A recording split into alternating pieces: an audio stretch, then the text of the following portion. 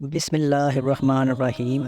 شروع اللہ کے نام سے جو بڑا مہربان نہایت رحم کرنے والا ہے۔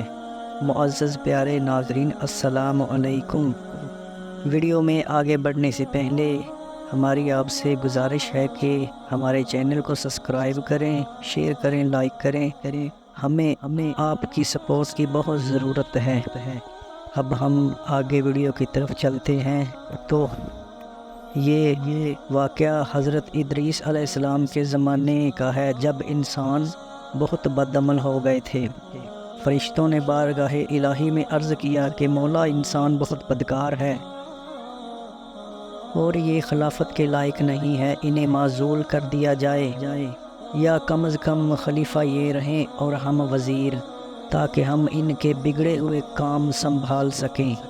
تو اللہ تعالیٰ نے فرمایا کہ انسان کو غصہ اور شہوت دیا گیا ہے، اس وجہ سے وہ زیادہ گناہ کرتا ہے۔ اگر تم کو بھی غصہ اور شہوت دیا جائے تو تم بھی گناہ کرنے لگو گے۔ تو فرشتوں نے فرمایا کہ مولا، فرشتے بولے کہ مولا کریم، ہم تو گناہ کے قریب بھی نہ جائیں گے، خواہ کتنا ہی غصہ اور شہوت کیوں نہ ہو۔ تو اللہ تعالیٰ نے فرمایا کہ تم ایسا کرو کہ اپنی جماعت سے 2 اعلیٰ درجے کے پرہیزگار فرشتے چھانٹ لو، پھر ہم امتحان لے لیتے ہیں۔ چنانچہ ہاروت اور ماروت دونوں فرشتے انتخاب میں آ گئے اور ان کو غصہ اور شہوت دے کر زمین پر اتار دیا گیا، اور اللہ تعالیٰ نے فرمایا کہ تم دونوں قاضی ہو، لوگوں کے فیصلے کیا کرو، اور اسم اعظم پڑھ کر شام کو آسمان پر آ جایا کرو۔ تو دونوں لوگوں کے فیصلے کرنے پر مقرر کر دیے گئے اور شام کو اسم اعظم پڑھ کر آسمان پر چلے جاتے تھے۔ اسی طرح 1 ماہ تک سلسلہ چلتا رہا۔ پھر ایک دن ایک عورت آئی، وہ عورت نہایت حسین و جمیل تھی۔ تو یہ دونوں فرشتے اس عورت کو دیکھ کر اس پر عاشق ہو گئے اور اس عورت نے اپنے خاوند کے خلاف مقدمہ دائر کیا تھا۔ ان دونوں فرشتوں نے اس عورت کی بات سنی اور اس سے برا کام کرنے کی خواہش ظاہر کر دی، تو وہ کچھ بولے بغیر چلی گئی۔ اور پھر ایک دن اس عورت نے پیغام بھیجا کہ دونوں میرے پاس، میرے گھر میں آؤ۔ تو دونوں نے جب پیغام سنا تو دونوں اس عورت کے گھر میں چلے گئے۔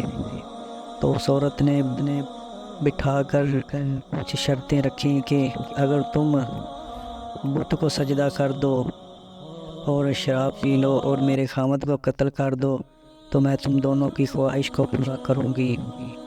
تو دونوں فرشتے یہ باتیں سن کر بہت ڈر گئے۔ تو دونوں فرشتوں نے سوچا کہ بت کو سجدہ کرنا تو بہت بڑا گناہ ہوگا اور قتل کرنا بھی بہت بڑا گناہ ہوگا، تو اس لیے انہوں نے یہ سوچا کہ شراب پی لیتے ہیں۔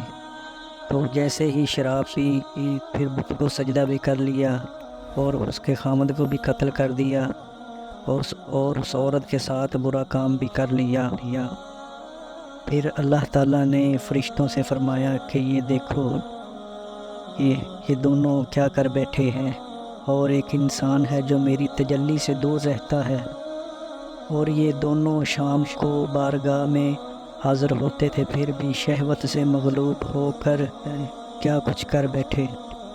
اگر انسان سے گناہ سرزد ہو جائے تو اس میں کیا تعجب کی بات ہے۔